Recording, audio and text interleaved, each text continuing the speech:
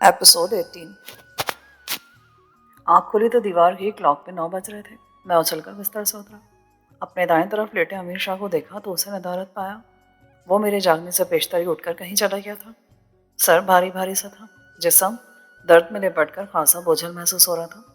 गुज़िश्ता दिन की तमाम सरगर्मियाँ टीसों की शक्ल में मुझ में समाई हुई थी। मैंने पर्दा हटाकर खिड़की के बाहर देखा। उजली धूप में हर शय चमकती हुई नजर आ रही थी। मैं देर तक सोने का आदी नहीं था, मगर भाग दौड़ के तवील दौरानिया ने मेरे मामूल में रेख कर दी थी। मैं बाथरूम जाने का सोच रहा था जब दरवाज़ा खुला और अमीर शाह की शक्ल दिखाई दी। उसने हैंगर में लटका हुआ ग्रे कलर का सूट और जूते वगैरह उठा रखे थे। मैंने उसे सवालिया नज़रों से देखा तो वो बोला, भाड़े को मालूम था कि तुम गधे के माफिक जरूरत से ज़्यादा अंटा कफील होवत है, इसलिए मैडम को जाकर तुम्हारे बारे में सब बातें कर देवत है। माड़ी मैडम बड़े खुले दिल की मालिक होवे है।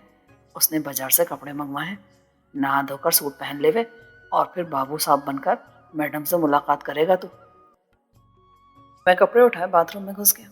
नफीस प्लास्टिक के सफ़ेद रंग के रैक पर शेविंग का सामान करीने से रखा था। मैंने शाहजी की रफाकत में अपनी शेव बनानी सीख ली थी। वो तजर्बा काम आ गया। जदीद तर्ज का पुरआसाइश बाथरूम मेरी आंखें खोल रहा था। मैं खुली आंखों से उस हैरत कदे को देखकर सोच रहा था कि पहले अमीर शाह और फिर मैडम शकीला नामी अमीरजादी मुझ पर इतनी मेहरबान क्यों हो गई हैं। मैं खास आदमी नहीं था। ये दुनिया मेरे जैसे उमूमी नौयत के लोगों से खचाखच भरी हुई है। ऐसे में खुद को मिलने वाली गैर मामूली तवज्जो मेरी छठी हिस्स को बेदार करी थी। जब मैं बाथरूम से बाहर निकला तो मेरी जॉनी बदली हुई थी। पहले मैं देहाती और गंवार शख्स दिखाई दे रहा था, और अब बॉस की ग्रे कलर की लट्ठे की कीमती सूटें, सेम कलर का वेस्टकोट, चमकदार स्याह जूते, मुझे अपना आप हल्का फुल्का खूबसूरत और खुशगवार लगने लगा। मीरू शाह ने गुस्सा लो चेंज की जहमत नहीं फरमाई थी। उसने मुझे देखकर आंखें नचाई। अरे वाह लाडे मियाँ, अब तो तुम मेरे गुंजे नजर आवत हो। माड़ी मैडम को ना ले उड़त कहीं। उसकी आंखों में रची हुई शोखी और चुस्त किए फिक्रे के सबब में झेप गया। एक बावर्दी मुलाजिम ने बिलोई रूम टेबल पर नाश्ते के लवाजमात चुन दिए। मैं और अमीर शाह बेहद आरामदह सोफे पर बैठकर पेट की तलब को शांत करने लगे। इस दौरान मुझे हमेशा अपने मखसूस अंदाज में मैडम से मिलने और उसके साथ गुफ्तगू करने के आदाब समझाता रहा। उसकी हिदायत का खुलासा यही था कि वो बहुत तेज़ नज़र और लहजा शनास औरत थी। अपने सामने बोले गए झूठ को कोने से पकड़कर जहन तक रसाई हासिल कर लेती थी। जितनी मेहरबान थी उससे कहीं ज़्यादा मुंतक़िम मिजाज थी। उसने मुझे समझा कि अगर मैं उसे अपनी शख्सियत और ज़ोर बयां से मुतमईन करने में कामयाब होता हूँ तो वो चुटकी बजाने किसी देर में मेरे तमाम मसाइल हल कर देगी, खुश होकर मेरे रोम रोम में नोटों की खुशबू भर देगी, वगैरह वगैरह। मुझे दौलत की ऐसी तलब नहीं थी कि मैं उसे खुश करने चल देता। मुझे उस मुसीबत से निजात दरकार थी जो बिना दस्तक दिए मेरी ज़िंदगी की दहलीज तक चली आई थी। मैडम की इमारात की थोड़ी सी नुमाइश और रसूख का मंजर मैं देख चुका था। अगर वो मेरे काम आने का इरादा कर लेती तो काम आ सकती थी। मैंने उसके नाम पर हथकड़ी के खुलते हुए कुफल को देख रखा था। थानेदार और जोरावर की बुझी हुई शक्लों को देख रखा था। अमीर शाह मजबूत, अमीर और भारी भरकम शख्सियत का मालिक नहीं था कि वो थानेदार पर कोई फप्ती कसने की जरूरत कर सकता, मगर वो अपने मखसूस अंदाज में आवाज़ें कसता था। जाहिर था कि उसके मुंह में मैडम की ज़ुबान हरकत करती थी, जिस पर कानून का रखवाला कुफल नहीं लगा सकता था। तजस्सुस और हिजान की मेरी जुली कैफियत मुझ पर तारी थी। 11 के लगभग मुलाजिम ने आकर बताया कि मैडम हम दोनों को अपने कमरे में बुला रही है। अमीर शाह ने मैडम के कमरे के दरवाजे तक के मुख्तसर सफ़र में अपनी हिदायत का अयादा किया और मुतमईन होकर मुझे मैडम के सामने पेश कर दिया। वो अपने आरास्ता पैरास्ता कमरे में सोफे पर बैठी दिखाई दी। अगर मैंने उसके शबाब की लपक और हुस्न की ताब को पहले से ना देख रखा होता तो मेरी आंखें फ़रत हैरत से फट जाती। नाजुक अंदाम, सुर्खों सफ़ेद जल्द और तीखे नक्कूश वाली लड़की पर मैडम का लफ्ज़ किसी तौर पर भी जचता नहीं था। उसका लिबास जाज़िब नज़र, मुस्कुराहट बेहद शानदार और बड़ी बड़ी शफाफ आंखों में सबत अजीब सी सर्द महरी। मैंने अमीर शाह की तकलीद करते हुए मुअद्दिबाना अंदाज में उसे सलाम किया और खड़ा हो गया। उसने जवाब देने की बजाय बड़ी गहरी और सर्द नज़रों से मेरा जायज़ा लिया, सर से पाँव तक कुरेदा, फिर अमीर शाह से बोली, मीरू शाह, इसके बावजूद कि तुमने मुझे इस जवान की कहानी बड़ी तफसील से बयान कर दी है, मैं चाहूँगी कि मैं इसके मुँह से सुनूँ। क्या ख्याल है तुम्हारा? आड़े को एतराज ना होवे मैडम, थाड़ी मर्जी होवे। तू इस कड़वे प्याज को छील कर देखा थे, माड़े को तो यही पता होवे है कि तुम इस गुंचे की मदद करे हो, बस। तो फिर ठीक है, तुम इस तरह करो कि गाड़ी लेकर मुजफ्फराबाद चले जाओ। मखदूम जी के ठिकाने से माल वसूल करके जगत पुर के साईं मुराद कुरैशी तक पहुँचाओ। देखना साईं बड़ा नामुराद आदमी है, मीठे मुंह जहर की भांग खिलाता है। रकम की तसल्ली वहीं बैठ कर लेना, पिछली बार की तरह धोखे पे ना जाना। उसे खान बाजू खेल हर माह नोटों की सप्लाई देता है, ध्यान रखना। उसने सीने पर हाथ रखा, झुका और सर तस्लीम खम करते हुए कमरे से निकल गया। उसके ताज़ीम देने का अंदाज बड़ा मजाक खेज और मस्कराना था।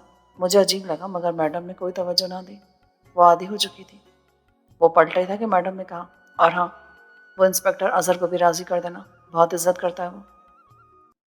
मीरू शाह ने दोबारा सर झुकाया और पलट गया। उसके जाने के बाद वो मुझसे बोली, हाँ, नाम क्या है तुम्हारा? उसे बड़ी दिलचस्पी आमेज नज़रों से देखते पाया तो मैं कदरे गड़बड़ा गया, मगर संभलने में देर न की। एक तवील सांस सीने से खारिज किया, मुस्तहकम लहजे में कहा, मैडम, मेरा नाम शहरयार है। वेरी गुड, ये हुई ना बात। शहरयार तो बड़ा क्यूट नाम है। तुम्हारी आप बीती भी बड़ी क्यूट होगी। कुछ छुपाओगे तो गड़बड़ हो जाएगी। मुझे अच्छा सामने जानकर शुरू हो जाओ। तुम यहाँ क्यों हो? मुझे इस सवाल का तफसीली जवाब दरकार है।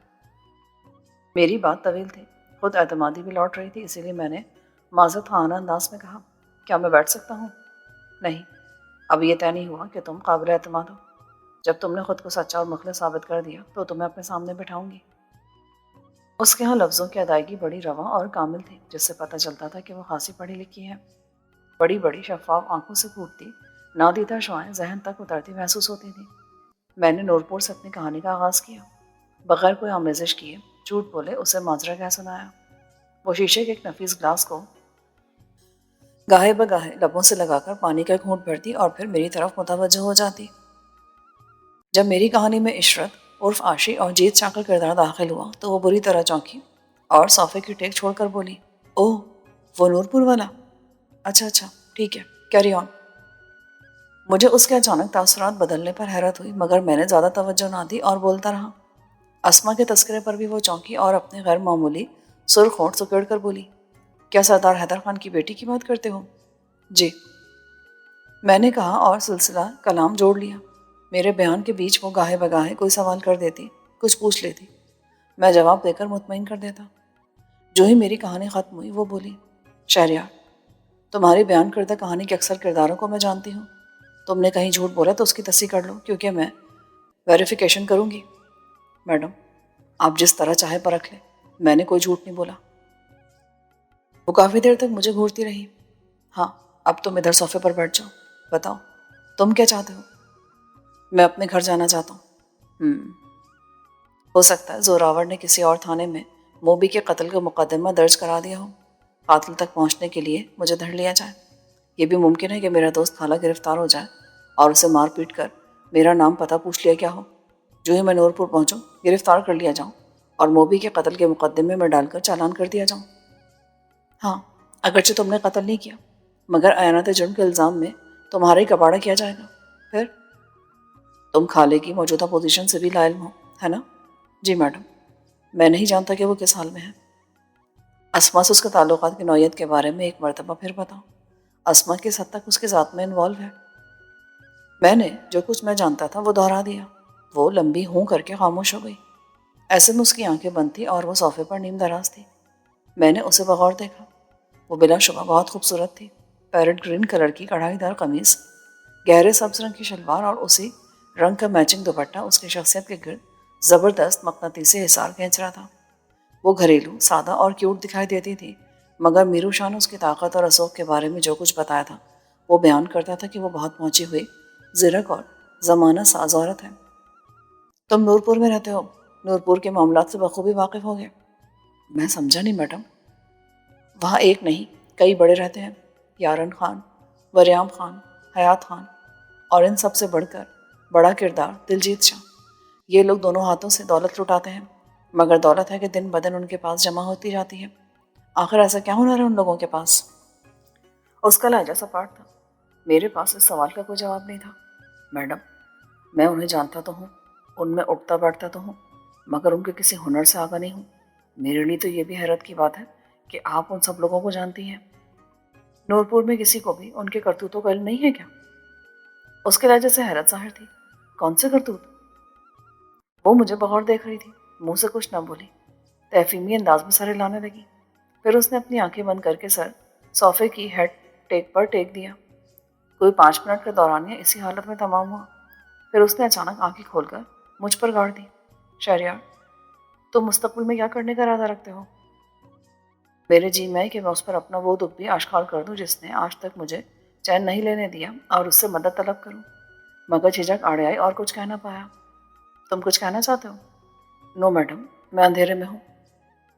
جس نے تمہاری زندگی میں یہ اندھیرا طاری کیا ہے اسے جلا دو، تاریکی چھٹ جائے گی۔ یہی تو میری مشکل تھی۔ میں اس شخص کی تلاش میں ناکام ثابت ہوا تھا۔ مجھے ادھڑ پن میں پا کر اس نے موضوع گفتگو بدلا۔ اچھا چھوڑو اس بات کو، یہ بتاؤ تم میرے لیے کچھ کر گزرنے کا حوصلہ رکھتے ہو؟ دنیا کا نظام کچھ لو اور کچھ دو پر چلتا ہے۔ اس نے میری مدد کی تھی، اسے حق حاصل تھا کہ اپنی اعانت کی کچھ قیمت بھی طلب کرتی۔ میں نے مایوس دلی سے کہا، میڈم میں تو غریب آدمی ہوں، میرے پاس دینے کے لیے کچھ بھی نہیں ہے۔ یہ اندازہ تو مجھے بھی ہے۔ میرے سوال کو نئے رخ سے سمجھنے کی کوشش کرو۔ کیا احسان کا بدلہ چکانے کی ہمت رکھتے ہو تم؟ میں اس کے کس کام آ سکتا تھا؟ یہ سوچ کر میرا دل بیٹھنے لگا۔ میرے پاس دینے کے لیے سوائے اپنے خون کا کچھ نہیں۔ اس کی مسکراہٹ میں مزید گہراؤ سمٹ آیا۔ وہ قدرے شوقی سے بولی، دیہاتی خون میں جھوٹ نہیں رچتا، منافقت اور دھوکہ شامل نہیں ہوتا۔ تم مجھے خون دو گے، بڑی بات ہے۔ میں اسے بدن سے کیسے کشید کروں گی، یہ میرا کام ہے۔ پھر اس نے اپنے بائیں ہاتھ پر پڑی چھوٹی سی میز پر سے انٹر کام کا ریسیور اٹھایا، کوئی نمبر ڈائل کیا اور کان سے لگا کر کسی کو فوراً کمرے میں پہنچنے کا حکم صادر کیا۔ چند ہی لمحوں بعد ایک باوردی ملازم کمرے میں تھا۔ شبو، مہمان کو گیسٹ روم میں لے جاؤ، اسے کسی قسم کی تکلیف تو نہیں چاہیے۔ ہاں، ٹیلی فون کی ایکسٹینشن چالو کر دینا، کہیں فون کرنا چاہے گا تو کر لے گا۔ شہریار، اب تم گیسٹ روم میں جا کر ریسٹ کرو، کسی شے کی ضرورت ہو تو روم میں موجود انٹرکام کا بزر بجا دینا، شبو کمرے میں ٹیلی فون چالو کر دے گا۔ تم اپنے گاؤں میں کسی کو فون کر کے اپنے گھر میں اپنی خیریت کی اطلاع کر دینا، مگر ایک دھیان رکھنا کہ میرے بارے میں تم کچھ نہیں بتاؤ گے، اوکے؟ بہت شکریہ میڈم، میں شاید آپ کے احسانات کا بدلہ کبھی نہ چکا پاؤں، میں نے کہا، اور شبو کی معیت میں اس کے کمرے سے نکل کر اسی گیسٹ روم میں آیا جہاں پر میری اور امیر شاہ عرف میرو شاہ کی شب بسری کا ہنگامی انتظام ہوا تھا۔ شبو، جس کا نام شبیر یا شبر ہو سکتا تھا، نے فون کی سہولت مہیا کر دی۔ گیلری میں ہی ٹی وی لاؤنج اور لائبریری کے دروازے کھلتے تھے۔ گیلری کا آخری دروازہ ایک بڑے اور خوبصورت لان میں کھلتا تھا۔ شبو نے حق میزبانی ادا کرتے ہوئے مجھے بہت سی کارآمد معلومات فراہم کی۔ 7-8 بڑے چھوٹے کمروں پر مشتمل یہ حصہ گیسٹ ہاؤس کہلاتا تھا۔ میڈم کے سامنے خاموش دکھائی دینے والا شبو حقیقت میں خاصا باتونے ثابت ہوا تھا۔ میرے استفسار پر اس نے میرو شاہ کی واپسی کا وقت بتانے سے معذوری ظاہر کی۔ میں اسے مل کر یہاں سے رخصت ہونا چاہتا تھا۔ اس کے جانے کے بعد میں نے فون پر امیر نواز سے رابطہ کرنے کی کوشش کی، مگر قریشی چوک والی ایکسچینج میں کوئی فنی خرابی عود کر آئی تھی، جس کی وجہ سے ٹوں ٹوں کی ناپسندیدہ آواز نے ہی میرا استقبال کیا۔ یہ بھی ممکن تھا کہ امیر نواز کے سیٹ کی بیٹری ڈاؤن ہو گئی ہو۔ ایک مسلسل اضطرابی کسر کے باوصف میں خود کو اس جگہ پر کافی محفوظ خیال کرنے لگا تھا۔ گھر والوں کی اداسی، پروین کی پریشانی کا احساس، خالی کی عدم دستیابی اور نورپور میں درپیش آنے والے ممکنہ خطرات نے ذہن کو خاصا پراگندہ کر رکھا تھا، جبکہ میں ان سوچوں سے چھٹکارا حاصل کرنا چاہتا تھا اور مسلسل ناکام ہو رہا تھا۔ شاہ جی اکثر کہا کرتا تھا کہ جب سوچ کی چشم اصغار کوئی واضح چھوی بنانے میں کامیاب نہ ہو پا رہی ہو تو اس سوچ سے فی الوقت چھٹکارا حاصل کر کے ذہن کی صحت کو بحال کرنے کی کوشش کی جائے۔ شاہ جی کے فرمان پر عمل کرتے ہوئے ان تکلیف دہ سوچوں کو پس پش ڈال کر دوپہر تک کا وقت میں نے لان، کوٹی کے بیرونی لان، لائبریری اور ٹی وی لاؤنج میں گزارا۔ اس عرصے میں شبو، ظاہر خان اور 2 ملازموں کے علاوہ مجھے کوئی شخص دکھائی نہ دیا اور نہ ہی میڈم کی شکل دکھائی دی۔ ظاہر خان خاصا خشک مزاج آدمی تھا۔ اس کا کمرہ الٹے ہاتھ والی گیلری کے آخری سرے پر تھا۔ وہ رات میں کوٹھی کی چوکیداری کے فرائض سر انجام دیتا اور دن بھر آرام کرتا۔ گیٹ پر زوار نامی شخص بطور واچ مین کم سیکیورٹی گارڈ تعینات تھا۔ اس کے کندھے پر وہی کلاشنکوف جیسی منی گن لٹک رہی تھی جسے میں نے رات کو ظاہر خان کے کندھے پر لٹکے دیکھا تھا۔ وقفے وقفے سے میں نے کئی مرتبہ امیر نواز کو فون کیا، سردار بخت خان کا نمبر بھی ٹرائی کیا، مگر کام نہ بنا۔ کتنا اچھا ہوتا کہ نورپور تک سیلولر سسٹم پھیل چکا ہوتا تو مجھے وہاں کے حالات سے آگاہی حاصل کرنے میں اتنی دشواری کا سامنا نہ کرنا پڑتا۔ 2 بجے شبو نے میرے آگے پرتکلف کھانا چن دیا۔ میں نے ڈٹ کر کھایا، چائے پی اور بیڈ پر لیٹ گیا۔ 2-3 گھنٹوں کی نیند نیم گرم پانی کے غسل اور محفوظ ہونے کے احساس کے باعث میری خود اعتمادی اور سوچنے سمجھنے کی صلاحیت کو جلا ملی۔ اب مجھے میرو شاہ کی آمد یا میڈم شکیلہ کے طلب کیے جانے کا انتظار تھا، اور اسی انتظار میں شام ڈل گئی۔ 8 ساڑھے 8 بجے شبو نے پھر پرتکلف کھانا میرے سامنے سجا دیا۔ میں نے اسے میرو شاہ کے بارے میں پوچھا تو اس نے مجھے یہ کہہ کر حیران کر دیا کہ میرو شاہ آیا تھا اور میڈم سے ملنے کے بعد واپس چلا گیا۔ عجیب بات تھی کہ اس نے مجھ سے ملنے کی زحمت نہیں کی تھی۔ جدا ہونے تک وہ مجھ پر بے حد مہربان تھا۔ میڈم سے ملاقات ہوتے ہی نہ جانے کیوں اس کے لیے میں بالکل غیر اہم ہو کر رہ گیا تھا۔ یہ نکتہ میری سمجھ سے بالاتر تھا۔ میں نے شبو سے اس کا فون نمبر مانگا، اسے زبانی یاد تھا۔ اس نے ایک پرچی پر لکھ کر اسے میز پر رکھ دیا۔ کھانے کے بعد آپ اس سے رابطہ کر سکتے ہیں۔ میں نے اس کا موبائل فون نمبر ملایا تو اس کی تیز آواز کانوں میں پڑی۔ لاڈے خان، ماڑے کو یاد کرتے ہو ہے نا؟ تم مجھ سے ملے بغیر ہی کیوں چلے گئے؟ ماڑا دھندا بڑا ہی غلط ہوئے ہے۔ پاؤں ملتان میں تو کھوپڑی لاہور میں ہوئے، پر تم فکر کیوں کرے تو؟ میں اکیلا ہوں، بور ہو رہا ہوں، تم وقت نکال کر یہاں آ سکتے ہو تو آ جاؤ، کچھ ٹائم اچھا گزر جائے گا۔ ماڑے کو مت چھیڑو، وقت نکال کر ملنے کے لیے آوت ہو، کسی چیز کی ضرورت ہو تو شبو میاں سے کہوے ہو، وہ اللہ دین کی جن کی طرح فٹافٹ حاضر کر دیوت ہے۔ لاڈے خان موج کرے، میڈم جسے میں چوبے کانٹے زبان سے چن لیوت ہے۔ ہاں، اس کی نان اسٹاپ زبان چل پڑی تھی۔ میں نے ملنے کی استدا کو دہرانے کے بعد ریسیور کرٹل پر ڈال دیا۔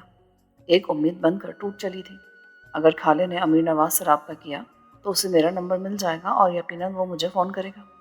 ساتھ ہی یاد آئے کہ امیر نواز کا فون ہی اٹینڈ نہیں ہو رہا تھا تو خالہ اسے رابطہ کیسے کر سکتا تھا؟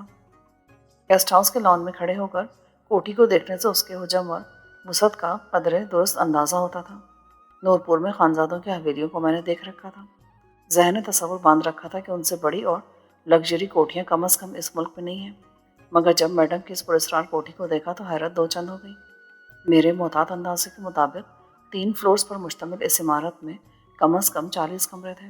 گراؤنڈ فلور، جس میں گیسٹ ہاؤس واقع تھا، کسی بیابان کی طرح پرسکون تھا، جبکہ فرسٹ فلور پر نقل و حرکت اور ملی جلی آوازوں کا شور کبھی کبھار سنائی دیتا تھا۔ شبو، ظاہر خان، زوار اور 2 مسکین طبع ملازموں کو میں نے سیڑھیوں کی طرف جاتے ہوئے نہیں دیکھا تھا۔ ظاہر یہی ہوتا تھا کہ انہیں محض گیسٹ روم تک محدود رہنے کی ہدایت ملی تھی۔ شبو اور ظاہر خان بے تکلفی کے ابتدائی مراحل عبور کر رہے تھے، جبکہ باقیوں نے مجھ پر کوئی توجہ نہ دی تھی۔ رات میرے بستر پر کانٹے چنتے ہوئے گزرتی جا رہی تھی، مگر میڈم کی طرف سے بلاوا نہ آیا۔ یوں لگتا تھا کہ وہ مجھے دلاسا دینے کے بعد فراموش کر بیٹھی تھی۔ 11 کے قریب میں کروٹیں بدل بدل کر اکتا گیا اور سست روی سے چلتا ہوا لان میں آ گیا۔ رشیدہ مخملی گھاس او صدا ہو کر سرد رات کی نصف ان کی اپنے اندر سمیٹے میری طرح جاگ رہی تھی۔ میں نے جوتے اتارے اور لان کے آخری سرے تک ٹہلتا چلا گیا۔ جلتے ہوئے بدن کے ساتھ برف پر چلنا بڑا عجیب لگ رہا تھا۔ رات میں ڈٹ کر سویا۔ صبح ناشتے سے فارغ ہوا تھا کہ میرو شان پہنچا۔ وہ خاصا تر و تازہ دکھائی دیتا تھا۔ ہاتھ ملا کر صوفے پر ٹانگیں پسار کر بیٹھ گیا۔ کیوں رہا غنچے، کوئی پرابلم تو نہ ہوا ادھر؟ نہیں، البتہ میں بہت زیادہ بوریت محسوس کرتا ہوں۔ اگر تم میرے ساتھ ہوتے نا تو شاید وقت گزرنے کا پتہ بھی نہ چلتا۔ تم کہاں غائب ہو گئے تھے؟ کہا تھا نا کہ ماڑا کام ہی ایسا ہے، نہ جانے کا پتہ چلا تھا نہ آنے کا۔ ابھی میڈم سے مل کر آوے ہوں۔ کچھ کہا انہوں نے؟ ارے صبر تو کر دے وے 4 کھڑی لاڈے میاں، ذرا دم تو لینے دیوت کے نہیں۔ میرے موافق میڈم بھی لٹو ہو گئی ہے تیرے پر۔ مارے کو آخت ہے کہ لاڈا تو ایک دم نوا نکر ہوئے ہے معشوق کے موافق۔ تیری چاندے کو یہ کنجے، سووے تو ہیرے کی سیج پر، جاگے تو سونے کی چپل پہنے، چلے تو نوٹوں کی گڈیوں پر، نخرے سے پاؤں دھرے۔ اڑے کیا کہنے میڈم کے معشوق کے۔ میں نے اسے بغور دیکھا کہ کہیں وہ مذاق تو نہیں کرا، مگر اس کے چہرے پر ستائش کے جذبات کے علاوہ کچھ دکھائی نہیں دے رہا تھا۔ میں نے اس کی باتوں کو نظر انداز کرتے ہوئے کہا، میں یہاں سے جانے کے بارے میں پوچھ رہا ہوں۔ جانے کو چلا ہی جاوت ہے، پر کچھ باتیں کان کھول کر سنتا جاوے ہے تو۔ وہ ایک دم سنجیدہ ہو گیا اور مجھے اپنے مخصوص انداز میں راز کی باتیں بتانے لگا۔ اس کی گھنٹہ بھر کے دورانیے پر مشتمل مخصوص انداز کی گفتگو کا خلاصہ یہی تھا کہ میڈم کی آنکھوں نے مجھے قابل اعتبار قرار دیا تھا۔ وہ مجھے اپنے ہاں ملازمت دینے کی خواہاں تھی۔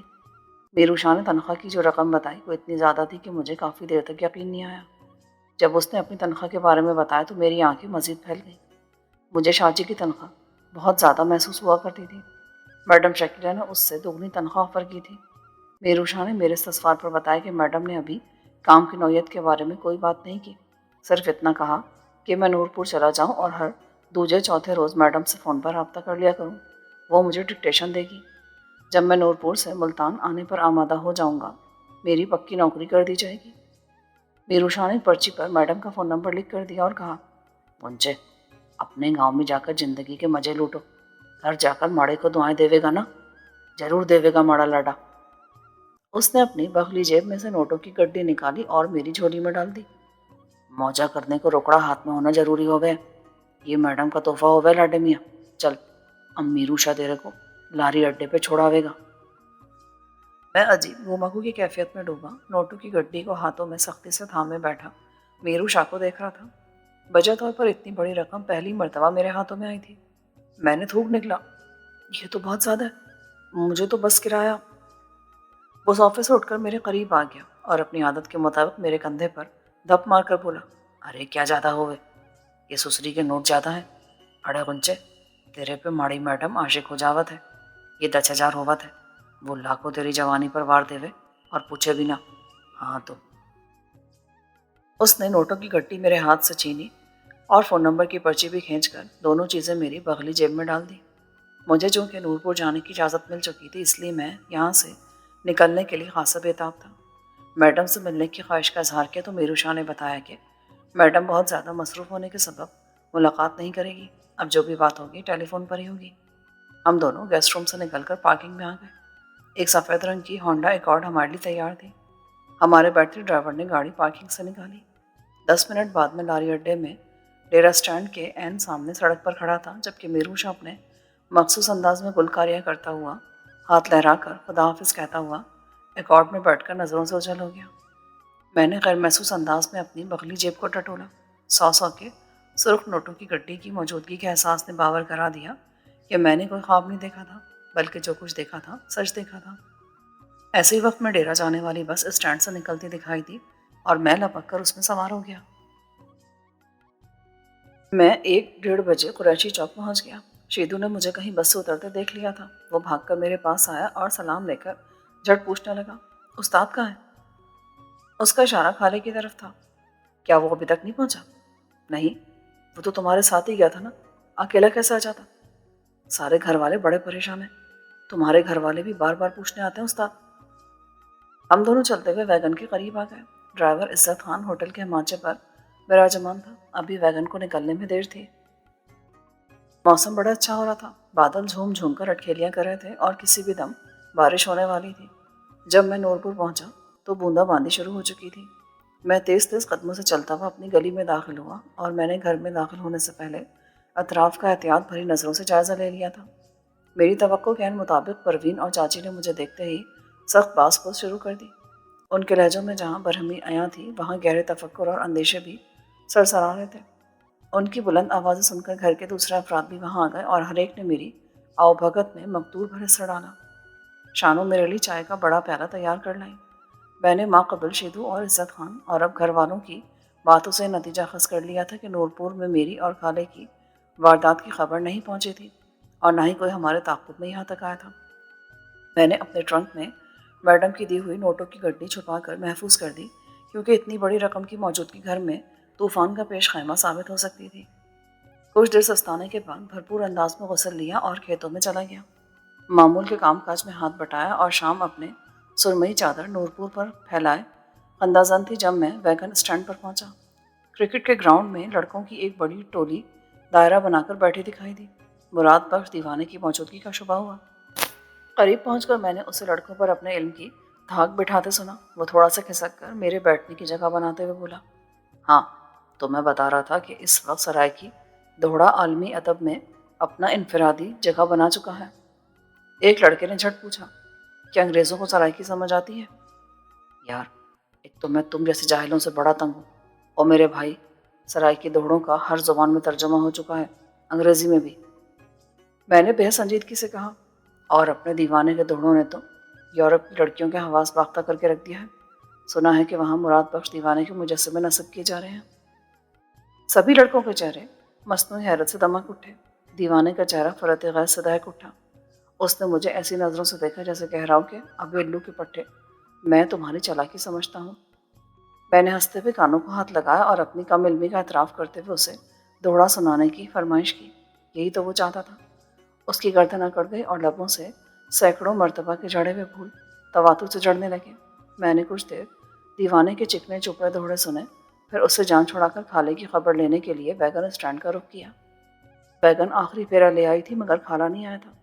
چونکہ دہاڑی دار ڈرائیور عزت خان نے واپس چوک قریشی جانا تھا، اسی لیے وہ خالی ویگن لے کر چلا گیا، اور میں دل ہی دل میں خالے کی پریشانی ذہنی بساط پر سمیٹے نڈھال سا ہو گیا۔ وہ نہ جانے اس وقت کس حال میں تھا۔ آج شاہ جی کے ہاں جانے کی سکت نہ تھی، مگر الگ صبح چہل قدمی کے دوران میں شاہ جی کے نقش پا پر چل رہا تھا۔ میں نے چمنزار جھیل پر ہونے والے بھیانک واقعے کا تذکرہ گول کر لیا اور اس کے تقاضے پر عاشی کے بارے میں حاصل کردہ معلوماتی چارٹ اس کے سامنے رکھ دیا۔ وہ کچھ دیر سوچتا رہا، پھر بولا، تمہیں ایک دن مظفر گڑھ میں جا کر گزارنا ہوگا، دیکھنا ہوگا کہ عشرت پڑھنے کہاں جاتی ہے، کیا کرتی ہے اور کسے پڑھانے کی کوشش کرتی ہے۔ اگلے ہفتے جاؤں گا۔ اس ہفتے کیوں نہیں؟ بدھ اور جمعرات کی درمیانی رات جیت شاہ کے مزار پر مصروف رہوں گا۔ نہیں، تم مزار کے نزدیک بھی نہیں جاؤ گے۔ بخت خان جو کھیل کھیلتا ہے کھیلنے دو اسے، اور دور بیٹھ کر تماشا دیکھو۔ اگر اس نے مجھے بلا لیا تو کوئی بہانہ کر دینا، کہہ دینا کہ بخار نے آندہ بوجھا ہے، میرے پاس آ کر سو جانا اور ظاہر کر دینا کہ تم نورپور سے باہر کسی ضروری کام کے سلسلے میں جا رہے ہو۔ مگر کیوں؟ تم ابھی نادان ہو، ضائع ہو جاؤ گے۔ پر شاہ جی، میں بچہ تو نہیں ہوں۔ مگر بڑے بھی نہیں ہوں، کسی زوم میں مت رہنا۔ بخت خان بھی آج نہیں تو کل پیچھے ہٹ جائے گا۔ جہاں تک میرا خیال ہے، دلجیت شاہ اکیلا نہیں ہے، اس کا ساتھ وریام خان دے رہا ہے، جبکہ حیدر خان پشت پناہی کر رہا ہے۔